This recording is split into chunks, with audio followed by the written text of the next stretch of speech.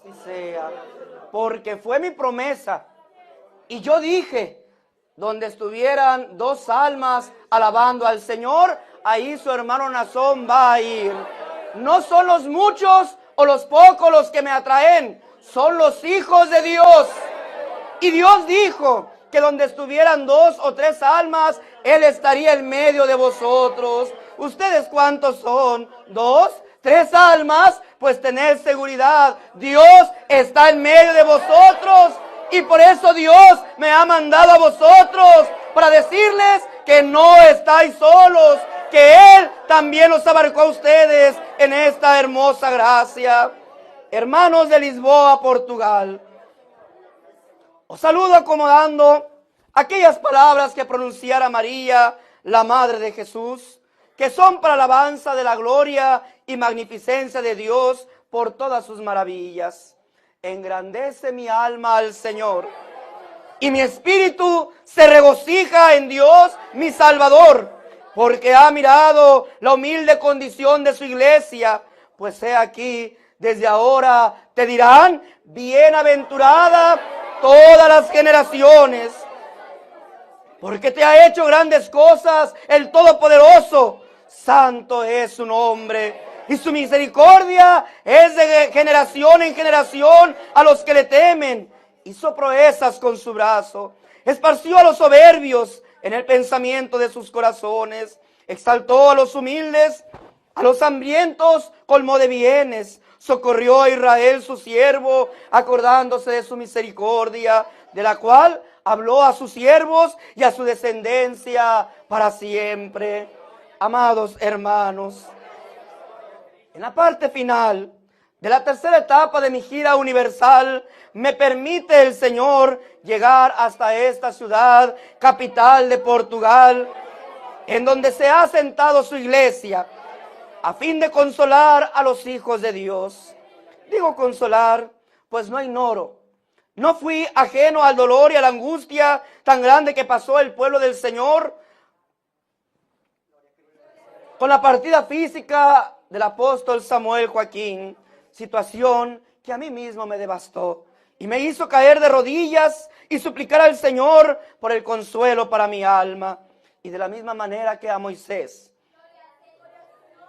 así sucedió con su hermano Naasón.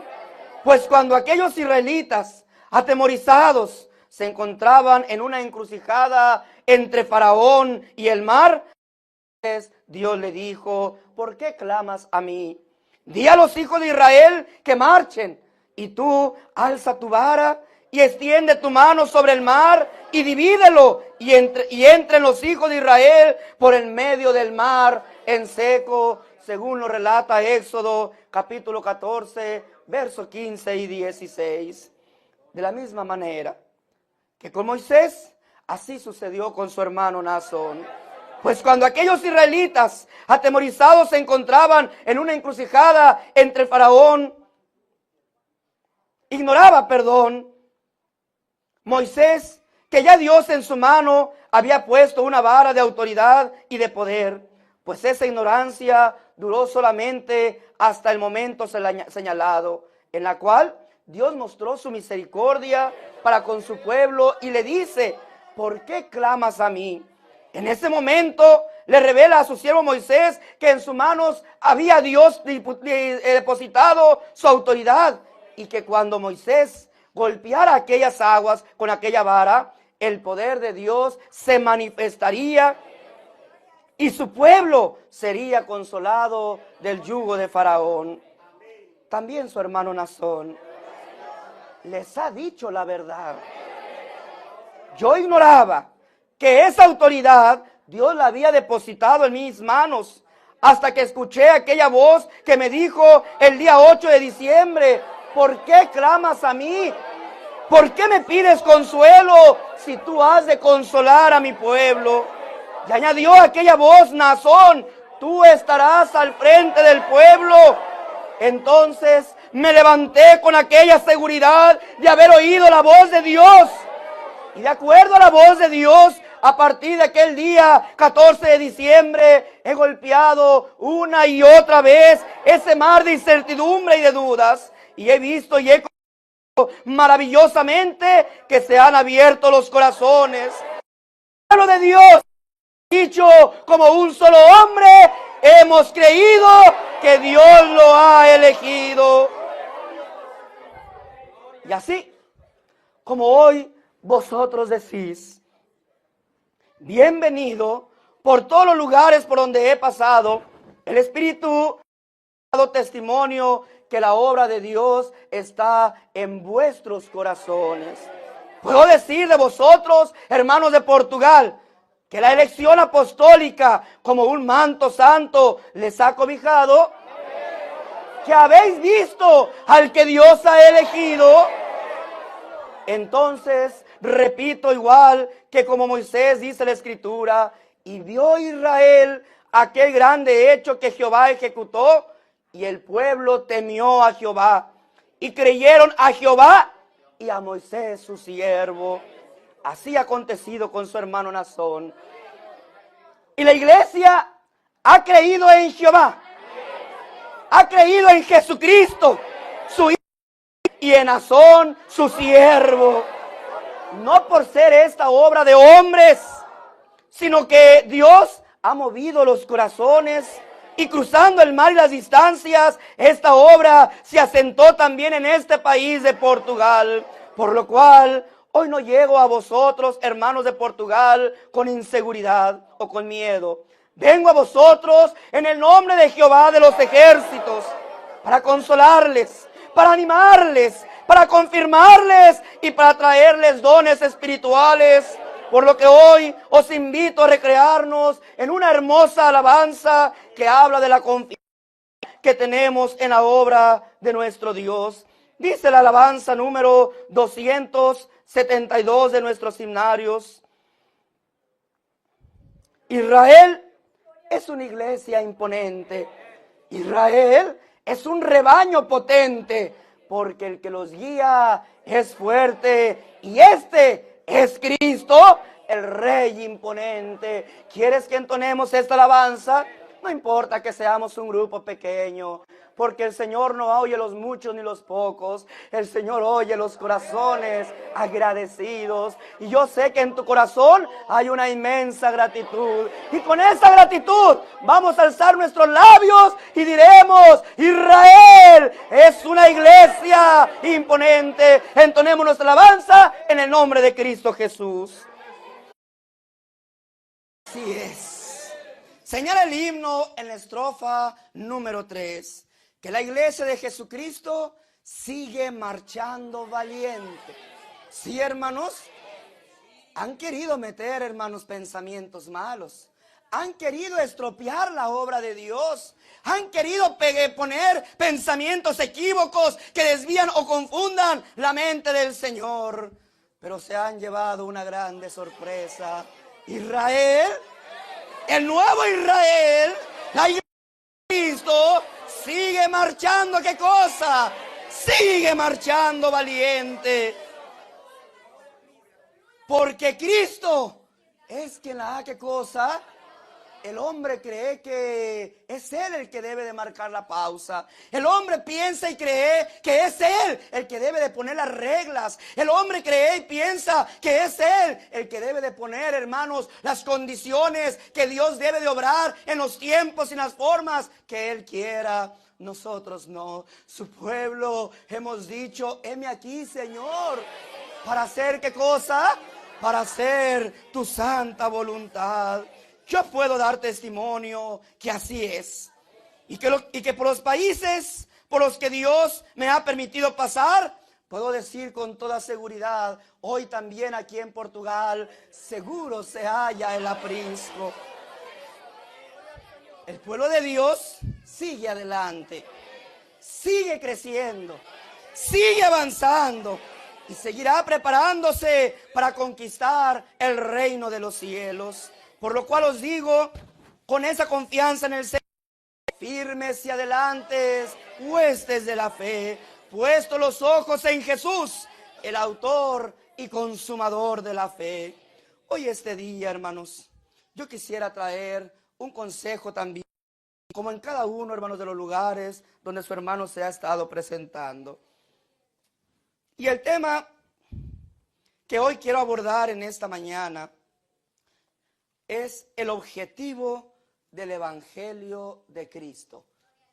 Tema que no solamente yo quiero dejar como un consejo, no solamente de edificación, sino de vida eterna para la iglesia de Portugal, sino que yo quiero dejarlo también para toda la iglesia universal y aún para aquellos que han de creer en mí por la palabra que Dios me ha puesto en mis labios. A lo cual invito a la iglesia que, tomando asiento, hermanos, empecemos a reflexionar en el nombre de Cristo Jesús.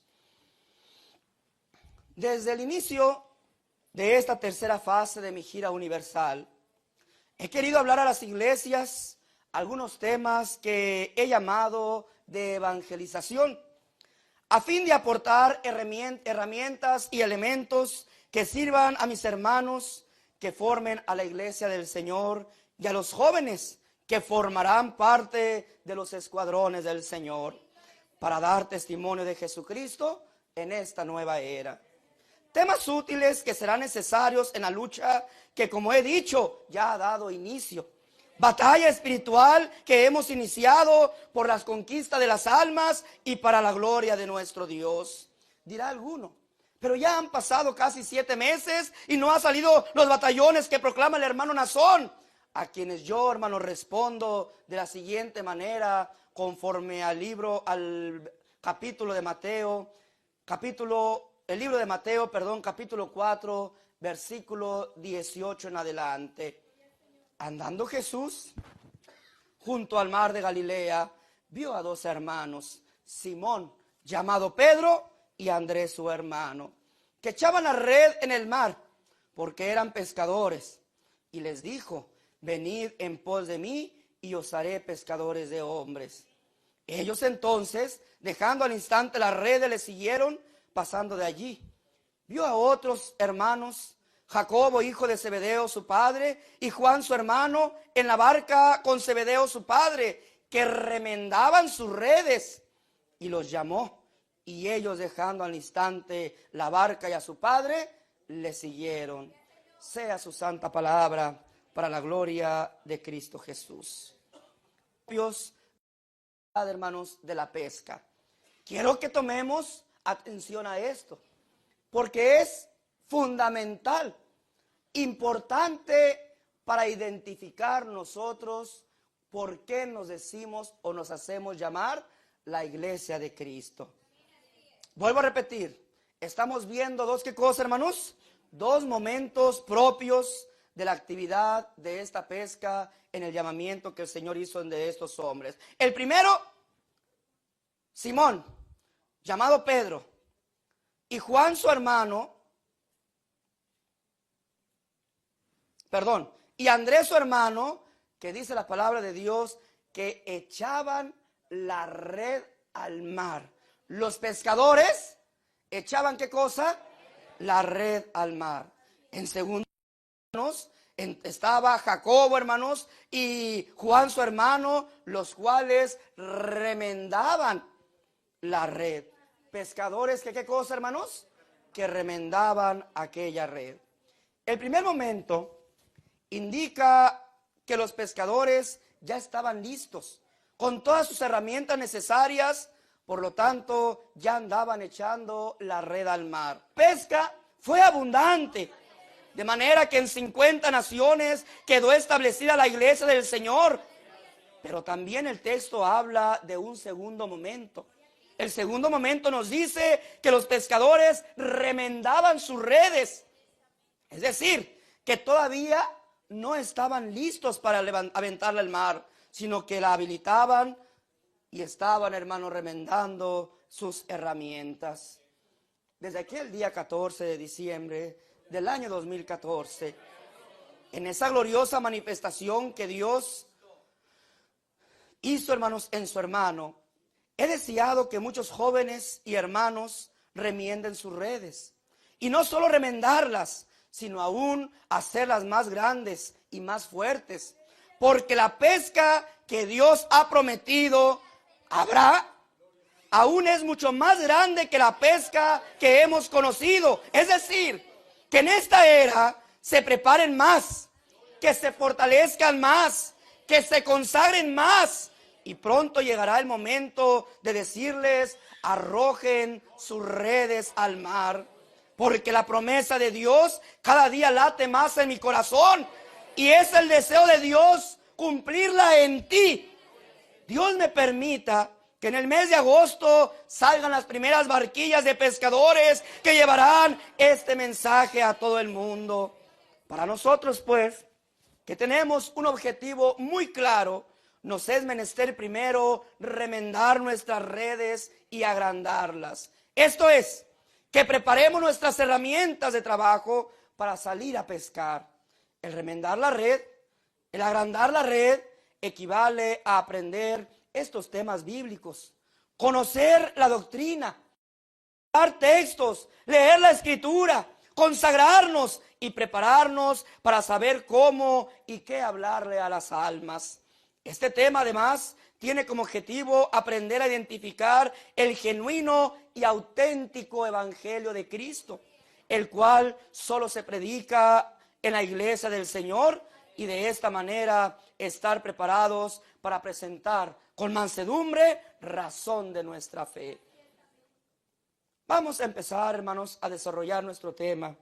Y yo te voy a invitar que abras una vez más tus Biblias en la primera carta universal del apóstol Pedro, en el capítulo 1, el versículo 9, que dice así, para la gloria de nuestro Dios.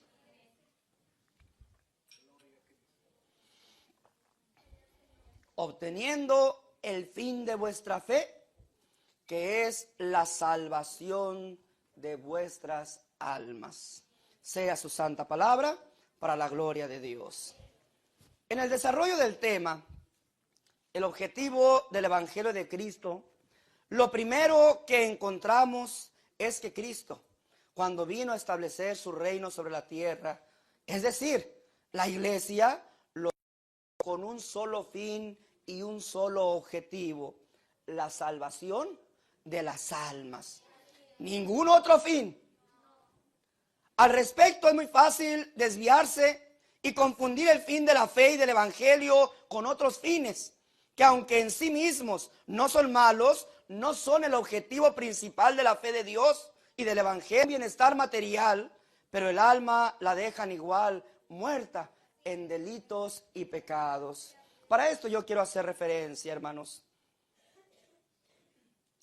de el momento en que Cristo vino a la tierra en su cuerpo humano, y que dice la palabra de Dios que Él, hermanos, empezó a hacer milagros. Dirán los pastores falsos, dirán las iglesias falsas, el hacer milagros es imprescindible, es necesario en la iglesia del Señor. Y yo les digo, no es verdad. Cristo los hizo. ¿Por qué dice el hermano Nazón que no es verdad? Porque no fue la razón principal por la cual Cristo vino a la tierra, sino que fue el medio que Cristo usó para atraer a las gentes. Imagínate tú, iglesia del Señor, al Señor Jesucristo que vino a la tierra y su primer palabra hubiera sido: yo soy el Hijo de Dios. Sin conocerlo, sin identificarlo, sin haber en Él ninguna obra que los hombres pudieran ver, en ese instante, en ese momento, lo hubieran apedreado. ¿Qué tenía que hacer el Señor? ¿Qué tenía que obrar el Señor primero antes de predicar el evangelio que Él traía, que era su principal fin? Tenía que llamar la atención de Israel. Él, que conforme a la Escritura, era un pueblo de duro, ¿qué, hermanos? De duro cerviz, de duro corazón, que no, hermanos, aceptaba las cosas de Dios, hermanos, de muy buen parecer, sino que estaba renegando de la voluntad de Dios. Eso sí, siempre pidiendo, hermanos, beneficios, siempre pidiendo cosas materiales. Pues de esa forma el Señor tuvo que, hermanos, emplear su estrategia para llamar la atención de Israel. ¿Cuál estrategia? El hacer milagros. Y empezó el Señor de esa forma la estrategia, hermanos, para poder evangelizar a las almas. Iba por los pueblos, iba por las ciudades, iba por las aldeas, iba por los caminos y él empezaba a hacer milagros. Veía a un ciego y le daba la vista, veía a un cojo y le sanaba, veía a un paralítico y le levantaba, veía a un leproso y lo limpiaba, veía a un muerto y lo resucitaba. Y su fama, dice la palabra del Señor, empezó a correrse por todo Jerusalén y por todo Israel, al grado que la gente, cuando llegaba a una aldea, a una ciudad, corrían, hermanos, ¿sí? Corría la multitud. Corrían, hermanos, por la palabra de Dios. ¿Por qué corrían, hermanos? Corrían por los beneficios materiales, en este caso de salud, que ellos recibían. Pero llegó el momento que el Señor capta la atención de todo Israel, en que todo Israel ya reconocían al Señor como un profeta. A unos fariseos, a unos doctos de Israel, hermanos, si tú recuerdas aquel hombre llamado Nicodemo, dice que de noche fue al Señor y le dijo: Señor, sabemos. ¿Qué cosa? La palabra sabemos se está manifestando de una forma plural. Esto quiere decir que no era el único, que otras personas de su mismo nivel, hermanos, ¿verdad?, de comprensión o de grado, también habían analizado, hermanos, las obras que el Señor había hecho. Sabemos que vienes de parte de Dios, porque las obras que tú haces, nadie las puede hacer si no está Dios en él. Así es que fue el pueblo aceptando que aquel hombre era un profeta de Dios.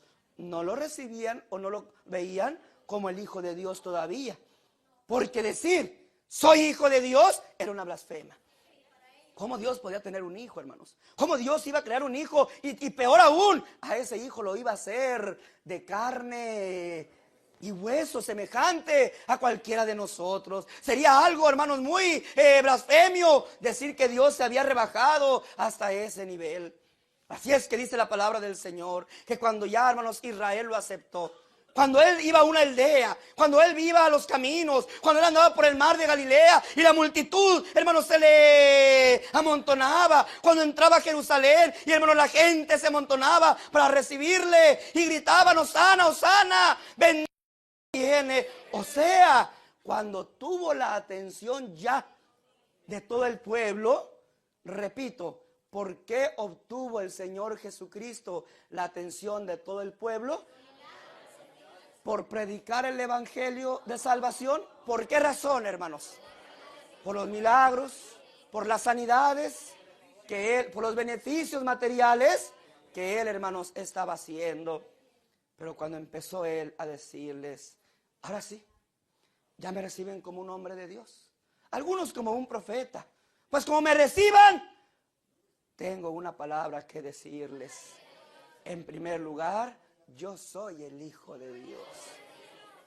En segundo lugar, no todo el que me dice Señor, Señor, sino tienen que hacer las obras de Dios. Y luego le decían: pues muéstranos, ¿cuáles son las obras de Dios? La obra de Dios es esta: que creáis en el que Dios, ¿qué cosa? En el que Dios ha enviado. Porque a los que Dios ha enviado son los indicados que Dios establece en la tierra para manifestar al mundo lo necesario que tienen que hacer para agradar a nuestro Dios. ¿Me doy a entender, iglesia del Señor? Oye, y toda aquella multitud que se juntó con el Señor, y toda aquella gente que lo seguía, y toda aquella gente, hermanos, que, hermanos, levantaban sus palmas y gritaban: Hosana, Hosana, bendito el que viene. Y todos aquellos de Galilea y de Jericó y de Jerusalén, todos aquellos que gritaban, ¿qué pasó con todos ellos? Cuando el Señor les habló ya de su palabra, de su evangelio, de su doctrina, ¿qué fue lo que sucedió, hermanos? Dijeron: dura es esta palabra. ¿Me trae sanidad? No. ¿Me trae ayuda económica? No. ¿Me trae alguna ayuda social? No. ¿Qué me trae? Y el Señor les dice: te trae la vida eterna. Y el hombre despreció. ¿Qué hizo el hombre? Porque a los suyos vino. Pero ¿qué hizo el hombre? No, nosotros no queremos vida eterna. Nosotros queremos milagros. Nosotros queremos maravillas. Nosotros queremos magia. Nosotros queremos espectáculo. Nosotros no queremos la vida eterna. ¿Qué tanto, hermanos, sintió aquel dolor? Ay, Jerusalén. ¿Cuántas veces? ¿Fue una vez? ¿Fueron 2 veces? ¿Fueron 3 veces? ¿Cuántas veces quise juntaros? Pero vosotros no quisisteis. Por eso, hermanos, esos fines corrompidos que no corresponden al evangelio original que predicara Jesucristo y sus apóstoles, se vuelven muy atractivos y llaman la atención de la sociedad contemporánea, que se deja fácilmente seducir por otro evangelio y no por aquel que es para salvación de las almas. Quiero iniciar narrando y explicando un acontecimiento que nos servirá como base y reflexión de nuestra plática, y para que al predicar hagamos ver a las personas si siguen el evangelio genuino de Jesucristo y en consecuencia están en la iglesia verdadera. Este acontecimiento será un ejercicio para nosotros y aprender a identificar a la iglesia verdadera. Pido a la iglesia de toda su comprensión, de toda su atención y de todo su discernimiento espiritual en el nombre del Señor. Abran otra vez sus Biblias. Libro a la iglesia de Galacia. Libro de Gálatas, capítulo 1. Y quiero yo leerlo para tener un mayor control, hermanos, del seguimiento de mi explicación. Capítulo 1, verso 11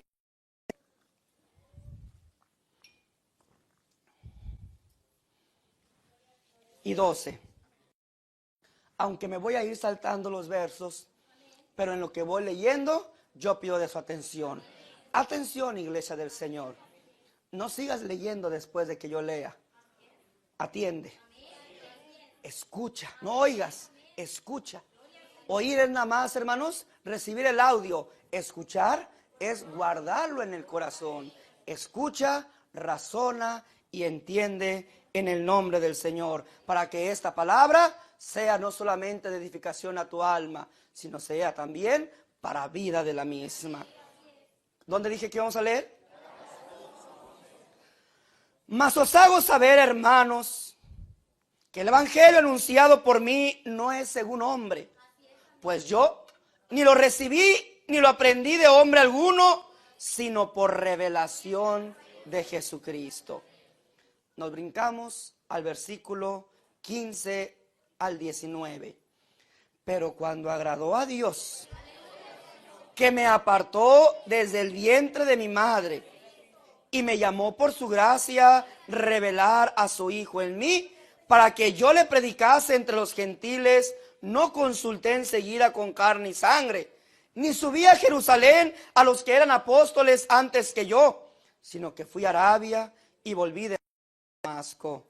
Después, pasado 3 años, subí a Jerusalén para ver a Pedro y permanecí con él 15 días, pero no vi a ninguno otro de los apóstoles, sino a Jacob, el hermano del Señor. Capítulo 2, versículo 1 y 2 del mismo libro de Gálatas. Después, pasado 14 años, subí otra vez a Jerusalén, llevando también conmigo a Tito. Pero subí según una revelación y para no correr o haber corrido en vano. Expuse en privado a los que tenían cierta reputación en el evangelio que predico entre los gentiles. Versículo 6. A mí, pues, los de reputación, nada nuevo me comunicaron. Versículo 9. Y reconociendo la gracia que me había sido dada, Jacobo, Cefas, que es el apóstol Pedro, y Juan, que eran considerados como columnas, nos dieron a mí y a Bernabé las diestras en señal de compañerismo, para que nosotros fuésemos a los gentiles y ellos a la circuncisión. Sea su santa palabra para la gloria del Señor. dejemos de leer y pongamos atención. Aunque la lectura es extensa, lo que he leído en todos estos versículos, el acontecimiento es de suma importancia para efectos del tema a desarrollar. Lo leído habla del llamamiento del apóstol Pablo, quien físicamente no conoció al Señor ni anduvo a su lado, y que además, cuando fue llamado por Dios al apostolado, Cristo ya había sido muerto y ya había resucitado y había ascendido a los cielos. Así que dice que pasaron 3 años. ¿Sí? Después de que el Señor le llamó, ¿pasaron cuántos? Y luego de aquellos 3 años que él regresó y se juntó con el apóstol, volvió a ausentarse por un lapso de 14 años antes de volver. Porque en aquellos 3 años, después de aquellos 3 años que volvió a Jerusalén, nada más estuvo 15 días con el apóstol Pedro. Y él se volvió ¿a quién, hermanos? Él se volvió a los gentiles. Y después pasaron 14 años que él volvió otra vez a regresar a Jerusalén para juntarse ya con los demás apóstoles. En total, estamos hablando de 17 años después de la muerte de nuestro Señor Jesucristo.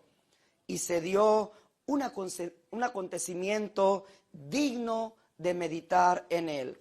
Por favor, hermanos, mucha atención. Por un lado, andaban 12 apóstoles predicando el evangelio de Cristo al pueblo de Israel. Y por el otro, andaba otro apóstol en las regiones de Arabia y de Damasco, según lo marca Gálatas 1:17. Y esto llamó la atención de ambos grupos, pues ambos eran apóstoles. Se decían ser, ¿qué cosa? Apóstoles de Dios. Se nombraba Iglesia de Jesucristo, lo cual dio a pie a una reunión celebrada en Jerusalén. Y escuchemos bien, 17 años después del llamamiento del apóstol Pablo. A ver, ¿cuándo se reunió o cuándo hubo esta reunión que, hermanos, juntó a los 12 apóstoles juntamente con el apóstol Pablo? No a los 3 años, A los 3 años nada más se juntó con el apóstol Pedro. Estuvo 15 días y se regresó. Luego regresó y entonces se juntó, hermanos, con los demás apóstoles. 17 años después, hermanos, del llamamiento del apóstol Pablo.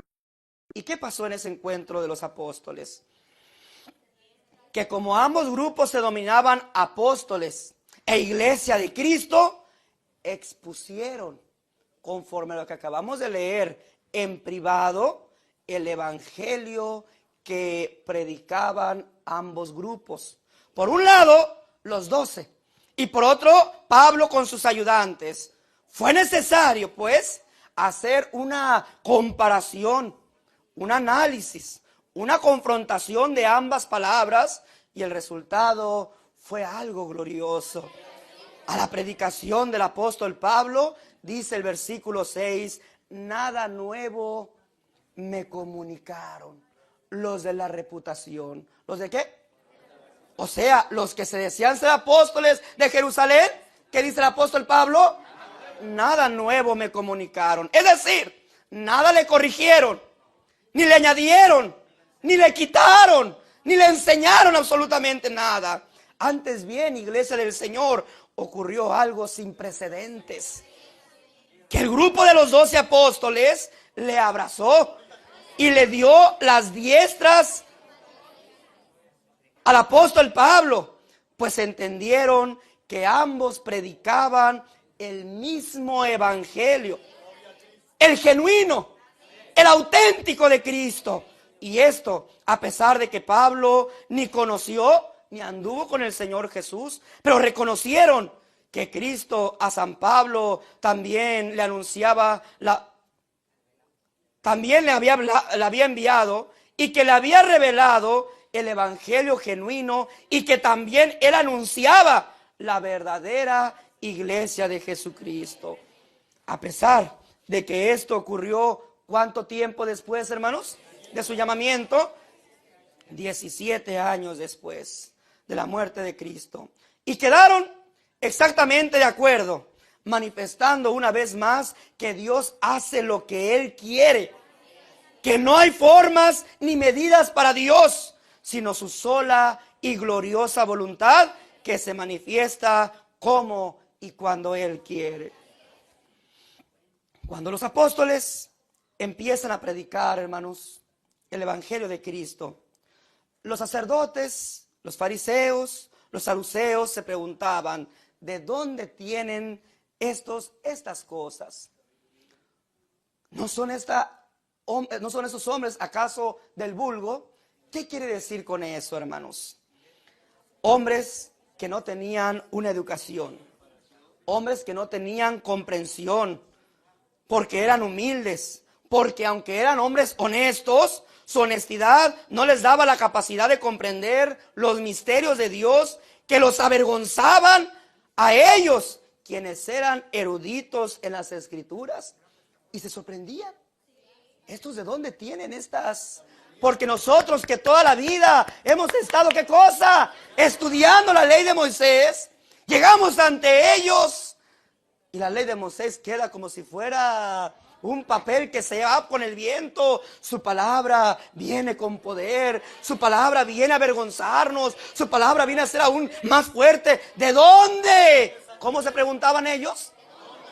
¿De dónde tienen estos? Si son gente del vulgo, no es gente preparada, no es gente estudiada, no es gente que aprendió en las sinagogas. Son hombres humildes, decentes, porque el ser pescador no quiere decir que es un oficio malo.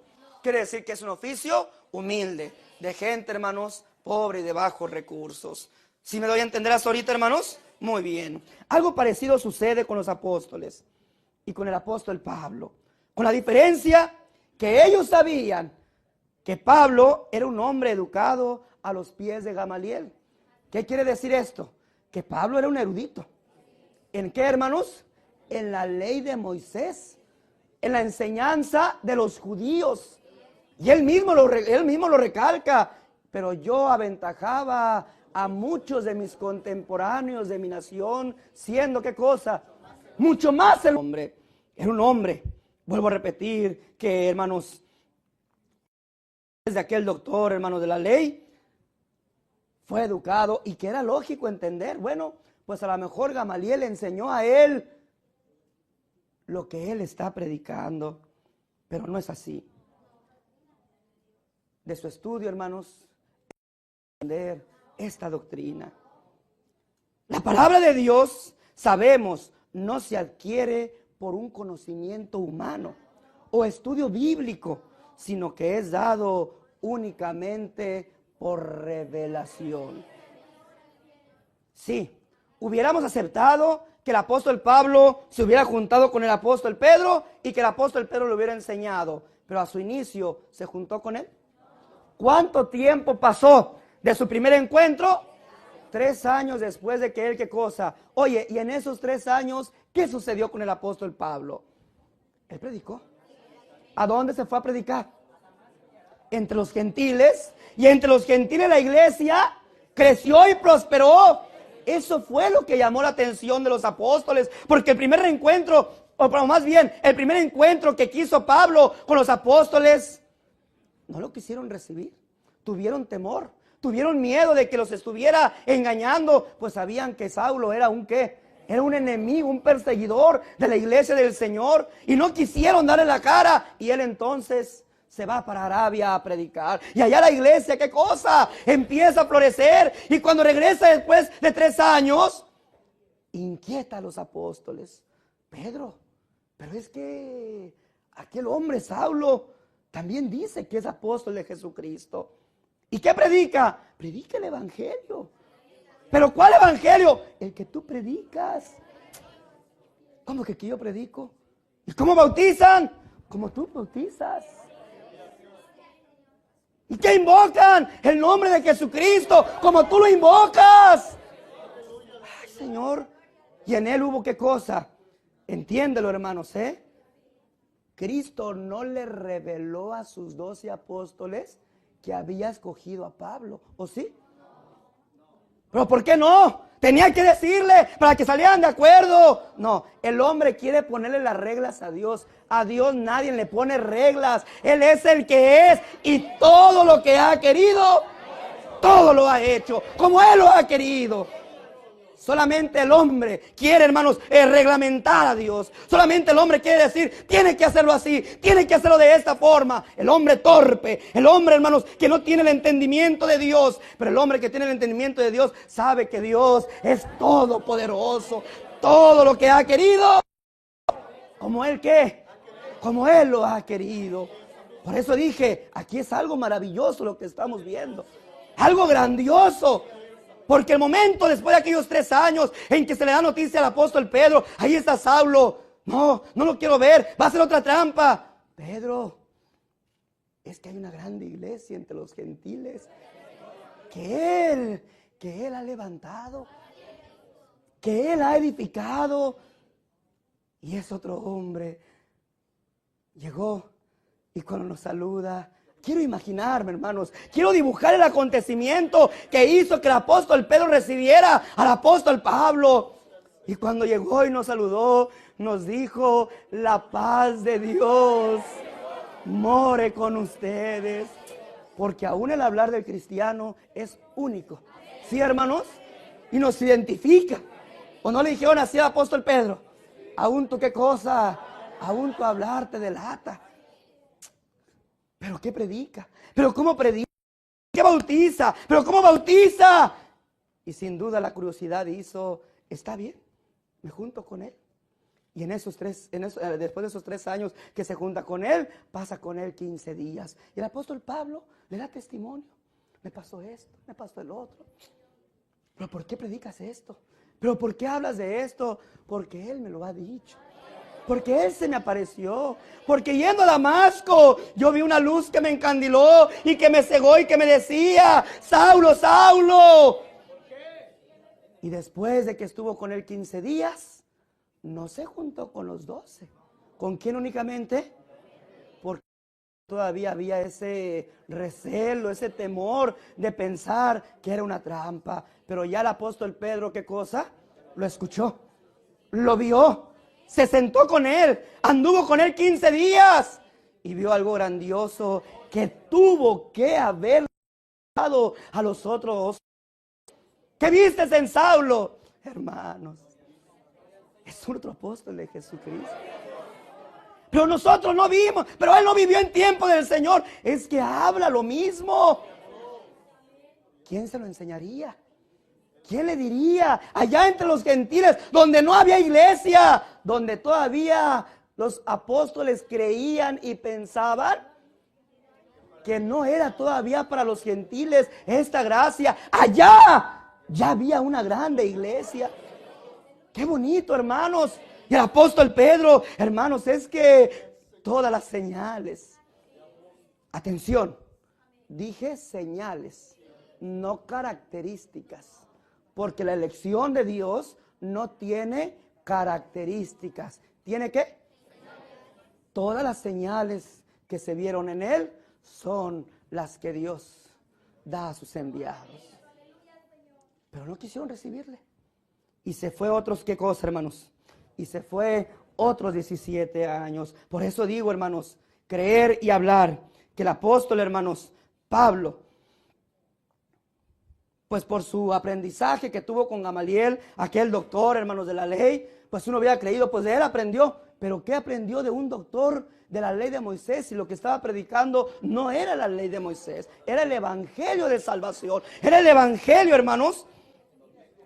Era lo que dijo él. Aquella enseñanza él lo tenía porque había adquirido algo más hermoso y algo más poderoso. Pues la palabra de Dios es potencia de Dios. De su estudio, sin embargo, la palabra de Dios, sabemos, vuelvo a repetir, no se adquiere por conocimiento humano o estudio bíblico, sino que es dado únicamente por revelación. Concluimos entonces. Por eso entendemos que el apóstol dice, nada nuevo me dieron a conocer. A ver, háblanos. ¿Qué te dijo el Señor? ¿Que bautizaras en nombre de quién? ¿Que lo hicieras cómo? Pues me dijo que así se lo hiciera. Dime, ¿qué predicas de la esperanza? Pues de la esperanza el Señor me dijo que hablara así. ¿Qué te habló? ¿Qué te dijo? Que hablaras de la fe. Me dijo que hablara de esta otra forma. Y de aquellos de la reputación, dijo el apóstol Pablo, ¿verdad? Nada que, hermanos, nada nuevo me dieron a conocer. Y los apóstoles sabían que nadie tiene esta doctrina si no es por revelación. Y que nadie puede guardar la sana doctrina si no existe la fuente de revelación con vida. Te voy a dar un ejemplo, hermanos, acerca de lo que estoy hablando. Sigo rogando y sigo pidiendo de tu oración, pero aún más de tu atención, porque la oración no es para que Dios me ayude a darte a entender, a darme a entender con estas cosas. La oración es para que Dios abra tu mente y tu corazón y comprenda la importancia de lo que estamos nosotros hablando. Vuelvo a repetir, te voy a mencionar un ejemplo humano, pero yo espero que con esto tú me entiendas un poquito mejor. La palabra de Dios, la revelación de Dios viene a ser como agua que cae en la tierra. Y solo hay un recipiente que puede contenerla, un vaso exclusivo que Dios determina para depositar esa agua en él.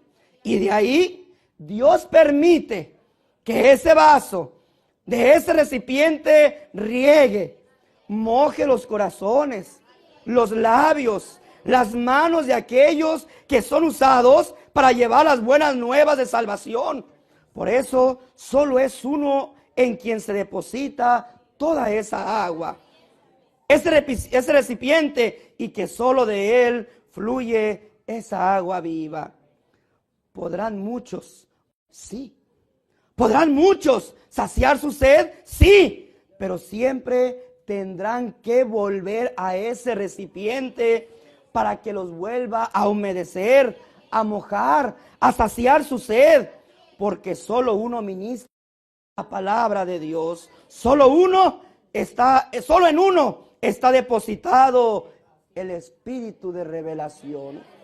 Puede aquel hombre tomar el agua en sus manos, pero aquella agua, ¿qué pasa?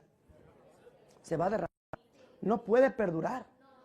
Y por eso cuando se le va y el hombre de dónde saciarse o saciar a las almas, quiere buscar un charquito sucio, ¿verdad, hermanos? Quiere buscar de dónde haya, aunque sea suciedad, hermanos, sucio, para poder, ¿qué cosa? Pero cuando la fuente de Dios está, hermanos, presente sobre la tierra, cuando aquella agua se le acaba, hermanos, vuelve aquel hombre, ¿sí, hermanos? Aquella fuente, y vuelve a qué cosa, a tomar de aquel agua y a saciarse. Bendito y alabado sea el nombre del Señor. Y recalco que solo en uno está depositado el espíritu de revelación. Quiero detenerme un momento en este pensamiento, porque quiero, hermanos, que no haya un pensamiento que los enemigos de la iglesia quieran usar para confundir a la iglesia del Señor. Porque, hermanos, muchos dirán, pero es que también a los ministros Dios les da espíritu de revelación. Y es verdad. Pero vamos a entender cada cual cómo recibe ese espíritu de revelación. Por eso puse este ejemplo material. Dijo el apóstol Pablo, ¿quién es Apolos? ¿Y quién es Pablo? ¿O quién es Cefas? ¿Servidores? ¿Sí, hermanos? Oyes, ¿el apóstol Pablo era un servidor de Dios? ¿El apóstol Pedro era un servidor de Dios? Atención, ¿Apolos era un servidor de Dios? Atención, hermanos, ¿a quién servía entonces Apolos? Bueno, te voy a dar otra palabra para que me entiendas mejor. Su hermano Nazón es un siervo de Dios. ¿Tú eres un siervo de Dios? Entonces, ¿a quién sirves? ¿A los hombres? ¿A quién sirves? ¿Al hermano Nazón? ¿A quién sirves? ¿Puedes decir tú con libertad que tú también eres un siervo de Dios? Otra vez, ¿puedes decir con libertad que tú eres un siervo de Dios? Amén, así es. Porque tú también sirves a Dios. Por eso el apóstol Pablo dice, ¿qué es Apolos? ¿Qué es Pedro? ¿Quién es Pablo? Servidores, pero cada quien conforme la gracia que le ha sido dada. A ti, servidor de Dios, te fue dada una gracia. ¿Cuál gracia, hermanos? Ser aspirante a la vida eterna. Y a mí, Dios me dio una gracia. ¿Cuál gracia, hermanos? A los apóstoles, ¿cuál gracia se les es dada? Aspirar a la vida eterna. Nuestro lugar ya está asegurado. Conforme la Escritura lo dice, ninguna arma forjada contra mí, contra ti prosperará, y condenarás toda lengua que se levante en contra de ti. Esta es la herencia de los siervos de Jehová, y su salvación de mí vendrá, dijo el Señor. Entonces, si no me fue dada a mí la gracia para aspirar al reino de los cielos, ¿cuál gracia me fue dada? La gracia de ofrecerte a ti el reino de los cielos. Porque aquí en la tierra Dios me usa como ese vaso donde Él está, hermanos, depositando esa agua espiritual. ¿Sí me doy a entender, hermanos? Entonces, el hermano Nazón es siervo de Dios y tú eres siervo de Dios, pero cada quien conforme la gracia que de parte de Dios nos ha sido dada. Iglesia del Señor, hermanos de Portugal, hasta ahorita, ¿me estoy dando a entender? Muy bien, proseguimos entonces. Esto lo digo porque van a decir, no, pues también los ministros tienen espíritu de revelación. Sí, hermanos, pero el espíritu de revelación está, hermanos, acondicionado a retener esa revelación que salió de la fuente principal. Como le dijo el apóstol Pablo a Timoteo, ¿verdad? Sé qué cosa, ser retenedor de qué. ¿Tenía el espíritu de revelación Timoteo? Sí, porque era un retenedor de qué. Oyes, hermanos, Timoteo, ¿cuánto tiempo podría retener la sana doctrina? Mientras estuviera, ¿qué cosa, hermanos? Porque en el momento que el apóstol Pablo o el último de los apóstoles durmiera, hermanos, ¿qué iba a pasar con aquellos retenedores de la palabra de Dios? ¿Vendría la confusión? ¿Vendrían, hermanos, los pensamientos humanos? Y correrían a la fuente y encontrarían que ya no habría aquella agua espiritual. No sé si me estoy dando a entender, iglesia del Señor. Pues lo mismo sucedió, hermanos, en los años 80, y lo he comunicado anteriormente en alguna otra presentación, cuando 4 hermanos, ¿sí, hermanos? ¿Cuándo qué?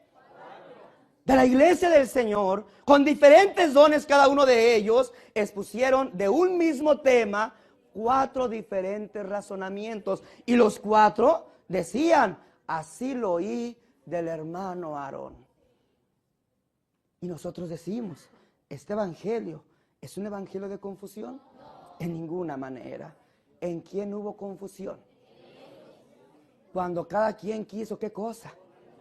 Pero es que uno era doctor de la ley, otros eran profetas. No, hermanos, el don es corrompible, ¿eh?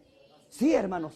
Recuerda de aquel profeta que, hermanos, se levantó y dijo, la lámpara de Israel no se ha apagado, yo lo estoy viendo. Pregunto a la iglesia, ¿aquel profeta se corrompió? Aquel profeta que el hermano Aarón ungió como profeta de don, ¿se corrompió? Aquel profeta que el hermano Samuel respetó, aquella profecía de don, ¿se corrompió, hermanos? Y luego decía, y puso, hermanos, su propia iglesita, y decía, aquí, en esta iglesia, sí se predica el verdadero evangelio del hermano Aarón. Y tenía la foto del hermano Aarón atrás del ministerio.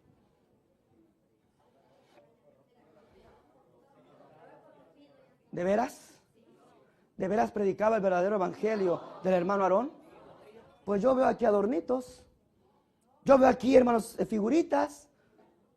Sí, pero no podemos divinizar. ¿Sí, hermanos?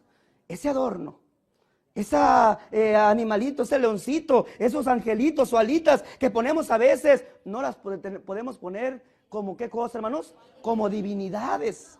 Como aquel hombre puso la foto del hermano Aarón para que diera veracidad a lo que él decía. Y yo pregunto, oye, ¿y de dónde iba a sacar aquel hombre aquella agua? Si el hermano Aarón, si aquella fuente ya había sido quitado de la paz de la tierra. ¿Podría decir aquel hombre, soy retenedor de la sana doctrina? ¿Por qué, hermanos? ¿Hasta cuándo se es retenedor de la sana doctrina? ¿O cuánto tiempo podemos durar siendo retenedores de la sana doctrina? El tiempo que Dios tiene, hermanos, a sus elegidos. Porque esos misterios Dios no los da a conocer al hombre, sino únicamente por sus profetas y por sus apóstoles, porque así estableció. El hombre dice lo contrario, pero ahorita lo vamos a ver. Concluyendo esa comparación, es la mejor forma de saber tres cosas. En primer lugar, si el evangelio que yo sigo es el auténtico de Cristo. Segundo, si ese evangelio me lleva a la salvación del alma, que es su fin principal. Y tercero, si estoy en la iglesia verdadera de Jesucristo. ¿Cómo puedo reconocer si estoy en la iglesia verdadera? A través de una comparación, de una compulsa, de una ponderación, de una confrontación del evangelio, tal como lo hicieron los apóstoles. ¿Será posible? Pregunto a la iglesia, ¿será posible que exista más de un evangelio? Sí. Sí. Gálatas, capítulo 1, versículos 6 al 10. Ahora sí, ayúdeme un hermano. ¿Está el hermano Osmin, por favor? Del versículo 6 al 10 para la gloria de nuestro Dios. Estoy maravillado de que tan pronto os hayáis alejado del que os llamó por la gracia de Cristo para seguir un evangelio diferente. No que haya otro, sino que hay algunos que os perturban y quieren pervertir el evangelio de Cristo. Mas si aún nosotros, o un ángel del cielo, os anunciare otro evangelio diferente del que os hemos anunciado, sea anatema. Como antes hemos dicho, también ahora lo repito, si alguno os predica diferente evangelio del que habéis recibido, sea anatema. Pues ¿busco ahora el favor de los hombres o el de Dios? ¿O trato de agradar a los hombres? Pues si todavía agradara a los hombres, no sería siervo de Cristo. Dios le pague a nuestro hermano. Existe un evangelio cuya virtud es otorgar al hombre la salvación del alma. Y existe otro evangelio cuyo fin es el hacer sentir bien a las personas en todos los sentidos, en el económico, en el de salud y en el de bienestar social. Estos hermanos de Galacia que habían seguido un evangelio diferente, creían que servían a Dios o que servían a Satanás. Ellos creían que le agradaban a Dios, porque así se presenta ese evangelio pervertido. Tiene careta o apariencia de verdad, pero su fin no es la salvación de las almas, sino el bienestar de la carne.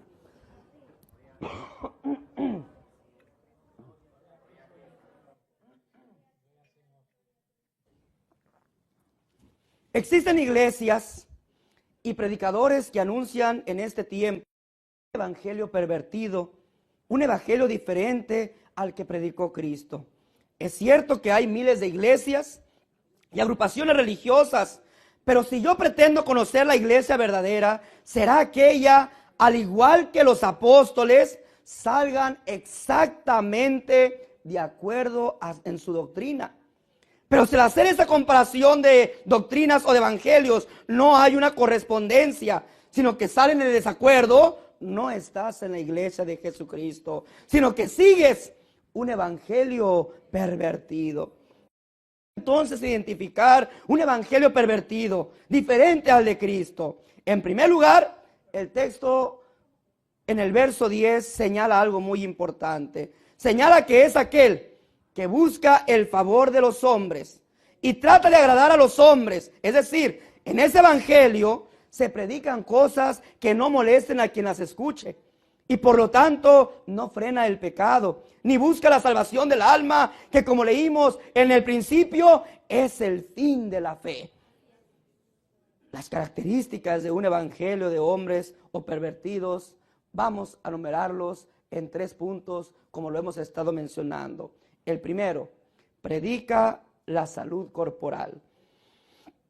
Este es un gran atractivo para las personas faltas de salud. Encuentran un modo fácil de tener una esperanza y se acogen a esta predicación convenenciera que en nada beneficia al alma y que además vuelve a las criaturas ingratas y malagradecidas con el Señor. La salud corporal no convierte al alma, ni tampoco es para la salvación de la misma. Únicamente sirve para impactar y sorprender a los ignorantes y agradar así a los hombres. Lucas capítulo 17, versículo 11 al 19. Vuelve a ayudarme algún hermano, por favor, en el nombre del Señor.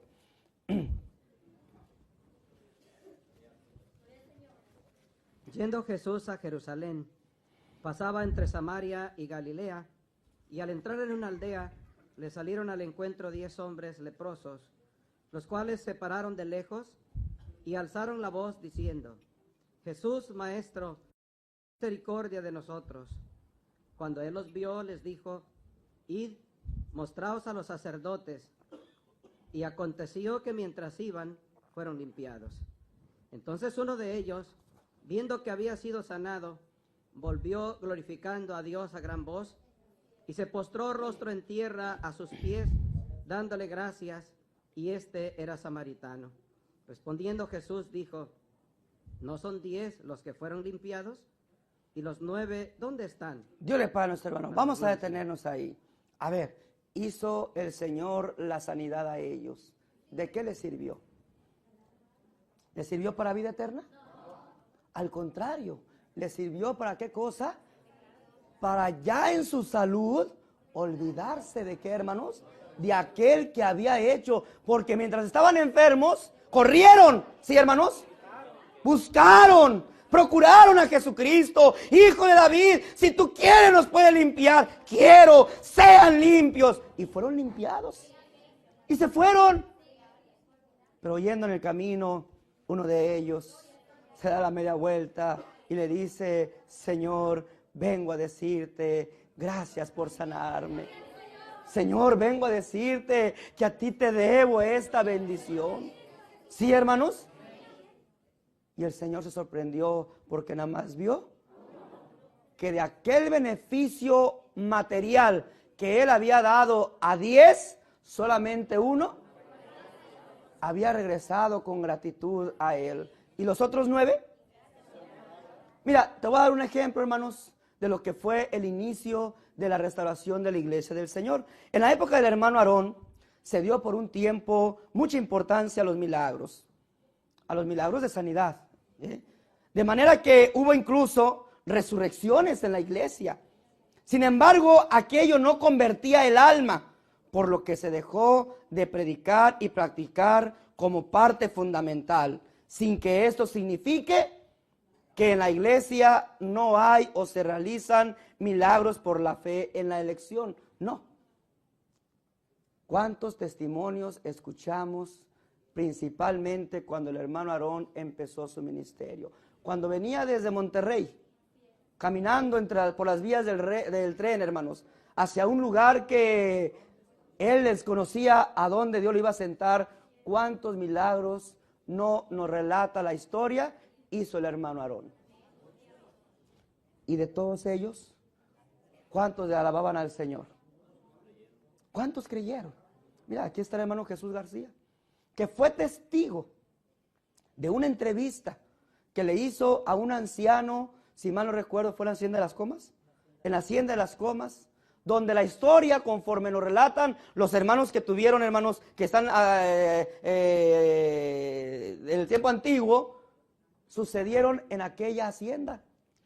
Y llegaron los hermanos y buscaron y le preguntaron al anciano, oiga señor, andamos buscando, si ustedes no se acuerdan de una persona que pasó hace muchos años, estamos hablando del año de 1926, un hombre que pasaba predicando y aquel hombre recordaba y decía, ¿cómo no? El curandero que pasó por aquí, fíjate, ¿cómo lo recordaron? ¿Como el siervo de Dios? ¿Como el apóstol de Jesucristo? ¿Como el que traía la salvación para sus almas? No, ¿cómo no? El curandero, ¿cómo no? El que sanó a la hija o al hijo de la dueña, ¿cómo no? Tenía una enfermedad y el Higinio le decían, ¿verdad? Higinio, el curandero, porque el hermano Aarón se hacía pasar por el nombre de su hermano, ya que como había desertado del ejército y estaba en plena guerra, la guerra cristera, pues hermanos, todos los desertores, pues el pago de la misma, pues era la misma muerte. Entonces el hermano pues no se podía presentar con el nombre que él tenía de Eusebio, pues porque hermano lo podían aprender. Así es que, Higinio el curandero, ¿cómo no? Y luego dice el hombre, ¿verdad? Y cuando oró, y cuando se hizo oración por el niño se alivió. Y también y salió el dueño, y el dueño le quiso dar unas piedras preciosas, unas gemas, unos rubíes muy hermosos, pero él no quiso. Él dijo que él no podía recibir un pago material, al contrario, lo rechazó. Y dijo que lo que él había recibido de gracia, él lo daba. Y las almas gritaban de alegría.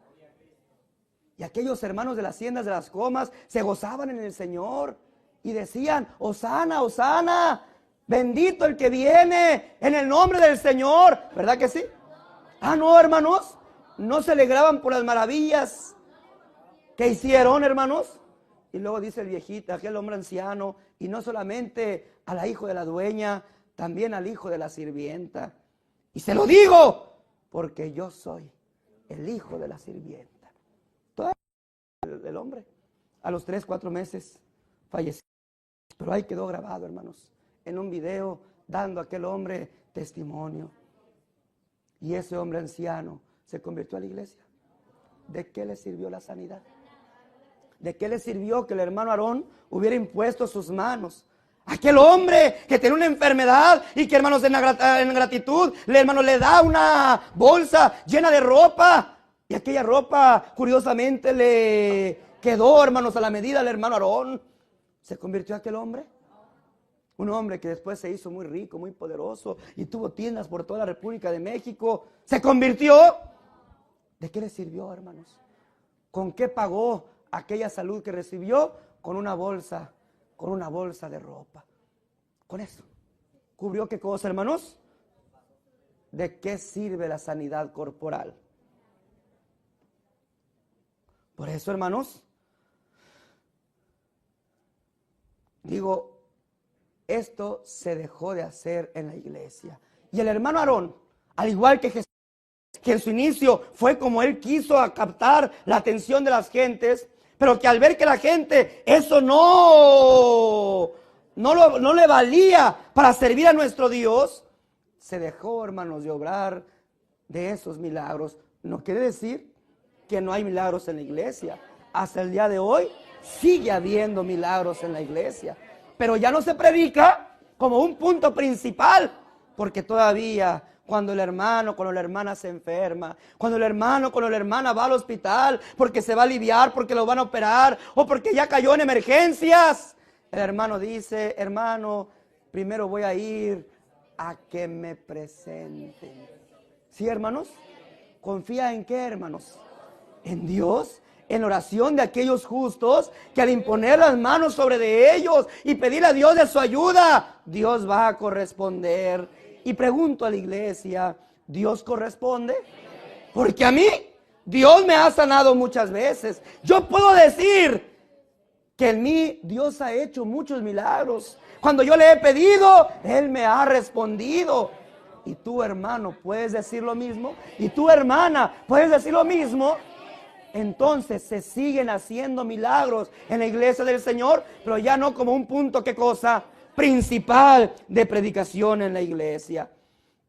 Segunda característica de una iglesia pervertida: predica la ayuda económica. Esta forma de evangelio social principalmente se ocupa de agradar al hombre en la parte más importante a la carne, que es la económica. Y predica un bienestar económico al creer en Jesucristo. Predican la obtención de bienes de este mundo. Prometen ganancias sin igual y hacen mercadería del evangelio. Venden toda clase de objetos para salud o para un supuesto progreso económico, cosa que es totalmente falso. Mateo capítulo 19, verso 16 en adelante. Ayúdame un hermano, por favor. Mateo 19, 16. Entonces vino uno y le dijo: Maestro bueno, ¿qué bien haré para tener la vida eterna? Él le dijo: ¿por qué me llamas bueno? Ninguno hay bueno sino uno, Dios. Mas si quieres entrar en la vida, guarda los mandamientos. Le dijo: ¿cuáles? Y Jesús dijo: no matarás, no adulterarás, no hurtarás, no dirás testimonio. Honra a tu padre y a tu madre, y amarás a tu prójimo como a ti mismo. El joven le dijo: todo esto lo he guardado desde mi juventud. ¿Qué más me falta? Jesús le dijo: si quieres ser perfecto, anda, vende todo lo que tienes y dalo a los pobres, y tendrás tesoro en el cielo, y ven y sígueme. Dios le pague a nuestro hermano la obtención, el ofrecimiento de bienes materiales es un punto principal en la iglesia, o de esa forma se debe de usar para evangelizar a las almas. Al contrario, hermanos, la riqueza, hermanos, ¿verdad? La riqueza nos hace que nuestro corazón se incline, y es bíblico que el amor al dinero, hermanos, viene a corromper, ¿qué cosa? Viene a corromper nuestro corazón y se convierte en una raíz, no solamente de hacer cosas malas, sino de olvidarnos de Dios. Porque el hombre, mientras más rico, poderoso se sienta, hermanos, menos siente necesidad de Dios. Por eso cuando aquel hombre le dice: Señor, ¿qué tengo que hacer? Dime, muéstrame el camino. Los mandamientos, ¿sabes? Señor, eso yo los hago desde muy pequeño. El Señor vuelve a voltear a verle. Y cuando lo ve, hermanos, ¿verdad? Ve su corazón. Y en su corazón ve un grande defecto. ¿Ve qué? Ve un grande defecto. El amor al dinero. De veras quieres ser salvo. De veras quieres buscar. Sí, Señor, dime qué debo de hacer. Vende lo que tienes. Repártelo a los pobres. No le dio bienes. ¿No qué? No le dio bienes. ¿Quiere decir que para poder entrar en los cielos tengo que ser pobre? No, porque también Dios bendice. ¿Sí, hermanos? Cuando ve que el corazón no se inclina a lo material, cuando ve que nuestro corazón se inclina a lo material, pues el Señor, hermanos, ahí nos mantiene, ¿verdad? Con cierta necesidad, para que siempre sintamos la necesidad de Dios. Pero cuando el hombre pone esa inclinación hacia el dinero, el Señor dice: cuán difícil es que un hombre que tenga riqueza entre al reino de los cielos. Es más fácil que un camello pase por el ojo de una aguja que un rico entre al reino de los cielos. ¿Dijo que los ricos no se van a salvar? No, dijo que todo aquel rico que pone su corazón, porque al poner su corazón en el dinero, rompe el primer y gran mandamiento de Dios, que es: amarás a Jehová tu Dios con todo tu corazón, con toda tu mente, con todas tus fuerzas y sobre todas las cosas. Tercer característica para identificar un evangelio pervertido: predica una palabra parcera y condescendiente. Este evangelio pervertido busca no molestar a quien lo escucha, busca la paz del mundo, no ofende, no reprende el pecado, no disciplina, no amonesta, pues busca quedar bien o agradar a los hombres. Ya lo habíamos leído en Gálatas 1:10. Pues busco ahora el favor de los hombres o el de Dios. O trato de agradar a los hombres, pues si todavía agradar a los hombres, no sería siervo de Cristo. Dijo el Señor: mi paz os dejo y mi paz os doy. No como la del mundo. Es que yo soy siervo de Dios y busco la paz del mundo. No, hermanos. La paz que el Señor nos da, hermanos, es precisamente enemistad con el mundo. ¿Sí, hermanos? ¿Qué es la paz de Dios? Oye, ¿y la enemistad con el mundo a la carne trae paz? En ninguna manera. ¿Cómo te dicen, hermana? ¿No te dicen aleluya? ¿Cómo te dicen, hermano? ¿No te dicen que eres un llorón a la casa de Dios a llorarle a tu Dios? ¿Cómo te dicen, señorita, que te tienen oprimida en tu iglesia porque no vas a los bailes, porque no andas en el mismo desenfreno? A ellos les parece cosa que nosotros nos corramos en ese ¿qué? En ese desenfreno. ¿Pero qué tiene de malo? ¿Cuántos hermanos para buscar esa paz del mundo traicionan sus principios de fe? Traicionan a su Señor Jesucristo, obrando como ellos, siendo como los del mundo. Pero soy muy feliz porque tengo la paz del mundo, pero no tienes la paz de Dios. La paz de Dios es interna. La paz de Dios, aunque nos enemista con el mundo, nos mantiene unidos con nuestro Dios. Y es ahí cuando nuestro corazón grita de alegría. Por eso cuando entramos a la casa de oración, entramos a nuestro mundo, entramos a nuestra casa, entramos a nuestra familia. Entramos con la libertad de Dios y doblamos nuestras rodillas y hablamos a nuestro Padre. No le hablamos a Dios, le hablamos a nuestro Padre, porque ese Dios es nuestro Padre. Y le clamamos, Abba Padre, bendito y alabado sea su santo nombre. Los mercaderes de la palabra de Dios han desvirtuado y deformado el evangelio de Cristo, de manera que han tratado de colocar el beneficio económico de salud o del bienestar social por encima del fin principal, que es la salvación del alma. Pero el auténtico evangelio de Cristo es para vida eterna y salvación, conforme lo dice Efesios capítulo 1 versículo 13. En él también vosotros, habiendo oído la palabra de verdad, el evangelio de vuestra salvación, y habiendo creído en él, fuisteis sellados con el Espíritu Santo de la promesa.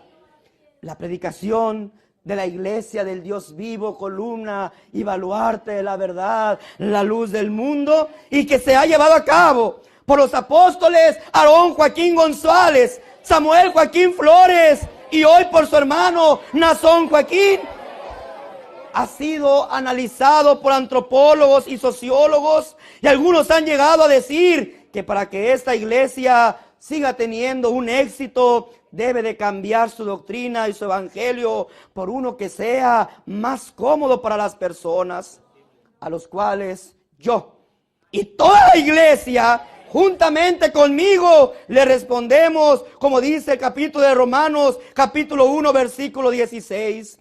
Porque no me avergüenzo del evangelio, porque es poder de Dios para salvación a todo aquel que cree.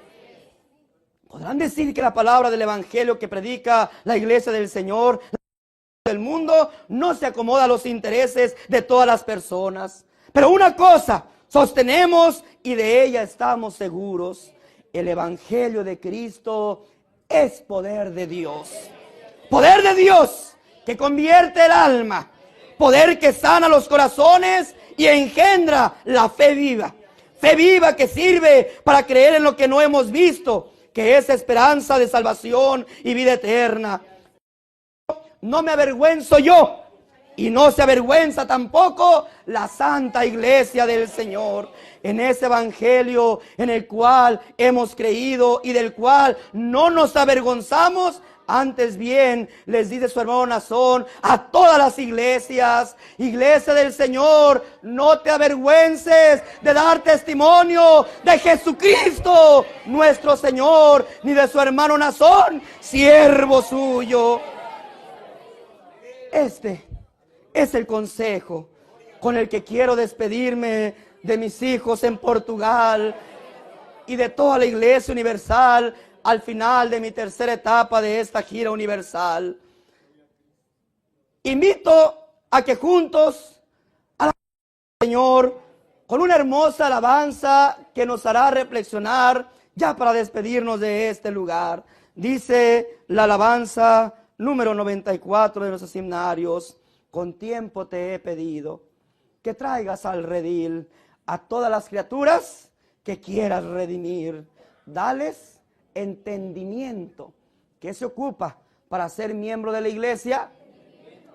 Que tengas la confianza de que aquí te van a sanar, te van a dar ayuda, te van a dar dinero, te van a acomodar en un buen trabajo. No, dales entendimiento. No las hagas sufrir la fuerte y dura pena de que tienes que venir. ¿Quieres que entonemos nuestra... Como lo dijo el Espíritu de Dios, lo haremos con el corazón, pero también lo haremos con nuestro entendimiento, con nuestra alegría, con nuestro gozo, porque yo creo que esta recordación nos va a dejar, hermanos, un hermoso eco profundo, no solamente a ti, hermanos de Portugal, a toda la iglesia, para que sintamos la alegría y satisfacción de saber y sentirnos seguros que estamos en la verdadera iglesia de Jesucristo. Salvación. Y decimos en esta hermosa estrofa: confiando en tu palabra, yo voy a proseguir. No, hermanos, este ya no es una continuación de la verdadera iglesia. Dispérsense, levántense, protesten. Satanás, pero de él y de sus secuaces nosotros nos reímos, confiando, Señor, en tu palabra, confiando, Señor, en tus promesas. La iglesia que tú has rescatado, hemos de proseguir hacia adelante, llevando el evangelio. Y tú te encargarás, Señor, de que las almas lo oigan, porque uno es el que siembra, otro es el que riega, pero el crecimiento lo da el Señor. Porque ya es tiempo, Señor, que te busquen. Será un momento en que se arrojarán esas redes remendadas, agrandadas, y los peces empezarán a multiplicarse en ellas. Hermanos, vamos a despedirnos con esta petición. Ayúdanos, Señor, a proseguir. ¿Es fácil? No, Señor, no es fácil. Y no lo decimos por los enemigos que están constantemente buscando, hermanos, poner tropiezo. Ya no nos interesan. Ya se quedaron, hermanos, enterrados en las amarguras de sus corazones. Ya no nos interesan. Pero nuestra carne es dura. Nuestra carne, hermanos, quiere seguir la corriente de este mundo. Ellos les parece cosa extraña y nos dicen: ¿qué tiene de malo? Nosotros lo hacemos. Pues por cosas como las que ellos hacen, Dios, ¿qué cosa? Dios los despreció. Dios no les dio la oportunidad. Y no es malo, sino que el hombre ha mostrado, ¿verdad? Porque Dios hizo al hombre perfecto. ¿Cómo hizo Dios al hombre? Recto. Pero el hombre, hermanos, buscó, hermanos, muchos males. Dicen que es normal. ¿Normal para quién? Pero Dios a nosotros nos ha hecho ver, hermanos, nos ha hecho conocer su santa y bendita voluntad. Que esta carne sufre. Sí, hermanos, ¿por qué no? Para la jovencita, para el jovencito, claro que es un sufrimiento ver que sus amigos se van a fiestas, se emborrachan, andan en drogas y este cuerpo se siente atraído y es un sufrimiento para ellos. Es una tentación. Pero luego entra, hermanos, el pensamiento espiritual. Pero llegará el momento que esas lágrimas se convertirán en un lloro y en un crujir de dientes. Y le dirán al Señor: por lo menos toca, manda que aquel que conocí, aquella compañera de escuela, aquel compañero de trabajo, aquel hermano, aquella hermana que yo conocí, manda, Señor, que toque con las puntas de sus dedos mis labios para que calme este sufrimiento. Pero al igual que con Noé, será demasiado tarde. ¿Y tú, señorita? ¿Y tú, joven? ¿Y tú, hermano? ¿Y tu hermana que sacrificaste tu vida para el Señor y que estarás cansada tu carne de servir al Señor? Y que tu carne, así, hermano, llorando por no disfrutar de este mundo, verás a alguien que vendrá en las nubes con poder y gloria, y entonces te dirá: venid, benditos de mi Padre, al descanso eterno. Que Dios nos lo conceda, que Dios nos haga fieles en esta su iglesia verdadera, con este su evangelio perfecto para el bien de nuestras almas. Oremos en el nombre de Cristo Jesús.